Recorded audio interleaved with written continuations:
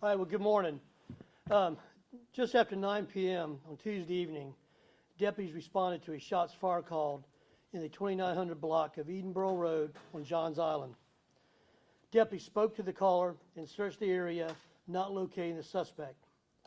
Then again, just after 3 a.m. this morning, deputies received another call from the same person that this individual had returned to the area. While en route, deputies spotted the suspect's vehicle at the intersection of Maybank and River Road. A traffic stop was attempted, a pursuit ensued, and ended at the intersection of Edenboro Road and Caroline Lane on Johns Island. The male suspect fled on foot and deputies gave chase. At some point during the encounter, the male suspect fired at deputies, striking a Charleston County deputy in the chest. By the grace of God, the deputy's body armor stopped that bullet. Our deputies returned fire, killing the suspect.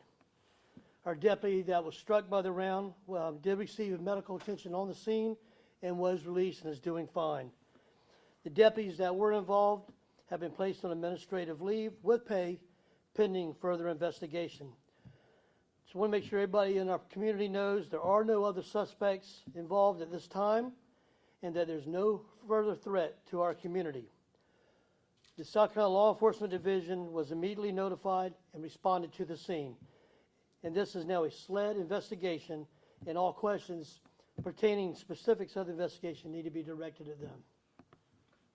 We're going to take a few questions, very few, and then we'll be done. Any questions from? Well, I don't know if you can answer this, but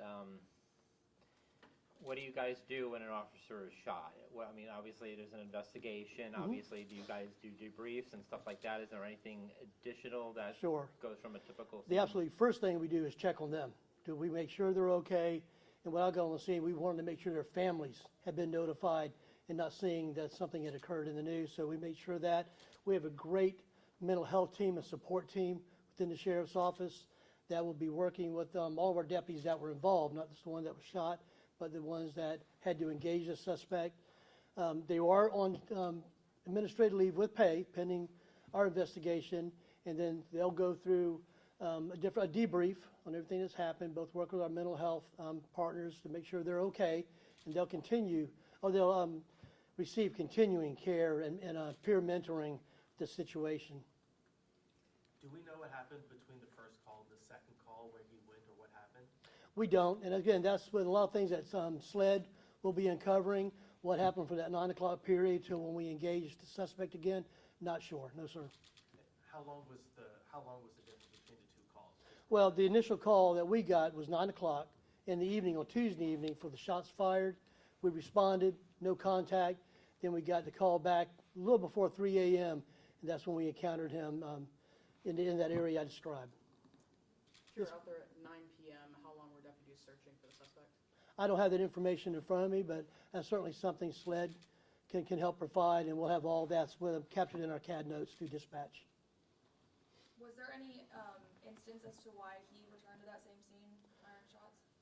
Not at this time. Again, that's something that I'm going to have to defer back to our SLED investigators, not trying to not answer your question. It's just they have a very thorough investigation they're going to have to do, and we don't want to share information that might taint what they're trying to find out.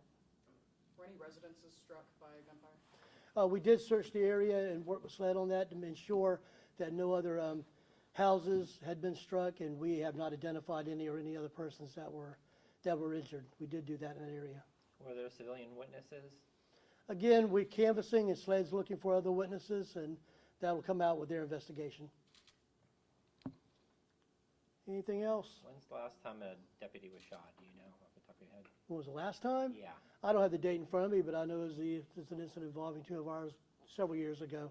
And thank God they survived and are doing well. And again, thank God that our body armor saved and protected this deputy who was struck. Thank you, sir. Do you have intentions to release the name of the officer who was shot?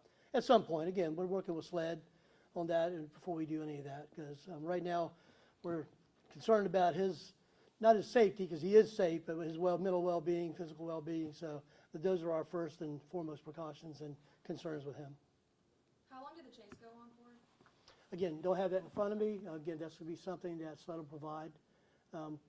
So if you look at where the area we encounter into the area stopped, it might give you an idea. Anyone else?